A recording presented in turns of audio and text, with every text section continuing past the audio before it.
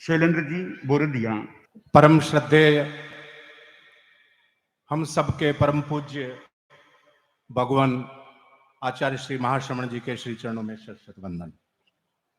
यह पूर्व है बिलवाड़ा का एक उपनगर है और मैं सौभाग्यशाली हूं कि यह पूर्व मेरी जन्मभूमि है। आज से लगभग 65 वर्ष पूर्व वर्ष 1956 में मेरा जन्म इसी भूमि पर हुआ।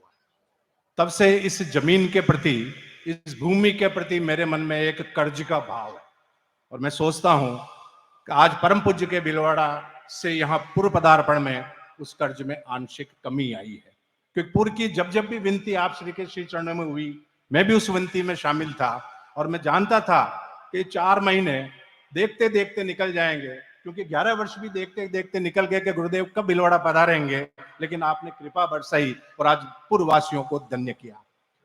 मैं घड़ी की तरफ देख रहा हूं, 4 बजने के बहुत समीप है, कहने को बहुत बातें हैं, लेकिन मैं 2 निवेदन आपके श्री चरणों में इस अवसर पर पुर की ओर से, पुर का होने के नाते करना चाहता हूं।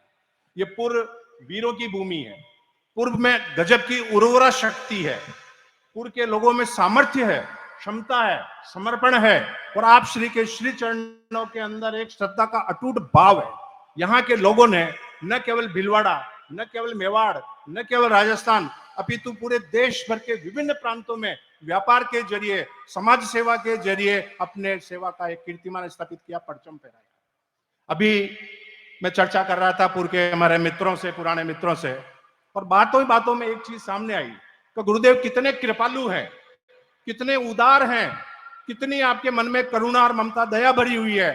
कि मुझे याद है 4 दिसंबर 2011 का वो दिन जब आपने केलवा चातुर्मास के पश्चात बिलवाड़ा में 4 दिवसीय प्रवास का वो पहला दिन, और वो महावीर मिडिल स्कूल का विशाल ग्राउंड, हजारों की संख्या में, जहां पे हमारे जैन, तेरापंथी, अजैन, श्रावक श्राविका मौजूद, तमाम डीएलओ, जिलाधिकारी मौजूद, तमाम जनप्रतिनिधि मौजूद और आपके श्रीमुख से उस समय आपने फरमाया कि बिलवाड़ा वाले जहां कभी भी मिलते हैं, जब कभी भी मिलते हैं, मुझे चातुर्मास की अरज करते हैं। लेकिन आज मैं इनको बिना मांगे दे रहा हूं और निश्चित रूप से आपने श्रीमुख से यह घोषणा की तो निकट भविष्य में जब कभी भी मैं मेवाड़ में चातुर्मास करूंगा तो मेरा पहला चातुर्मास बिलवाड़ा में होगा। इस घोषणा को सुनकर हम सब रोमांचित हो गए, हतप्रभ हो गए और आपके प्रति नतमस्तक हो गए।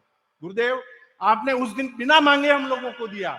आज मैं समस्त पूर्ववासियों की ओर से झोली फैला करके मांग रहा हूं कि एक चौमासा निकट भविष्य में पूर्व में फरमावे, एक चौमासा निश्चित रूप से पूर्व में फरमावे।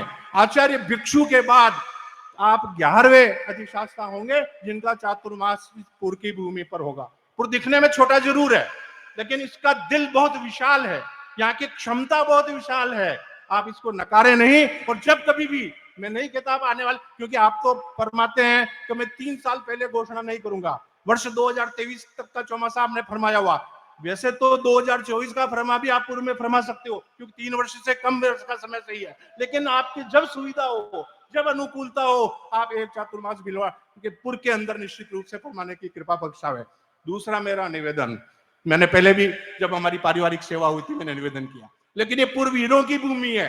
कहते हैं पूर्व मांडल बागोर बनेड़ा, ये सब वीरां का खेड़ा, वीर पुरुष यहाँ रहते हैं, या क्रांति बस्ती है। और मैं उसी नाते गुरुदेव की सेवा में निवेदन करना चाहता हूं कि आप शांति दूत तो हैं ही, क्योंकि आचार्य भगवान श्री महावीर के अनुयायी हैं और उनका संदेश अहिंसा का फैला रहे हैं, आप शांति दूत है, लेकिन आप क्रांति दूत है सही मायने में।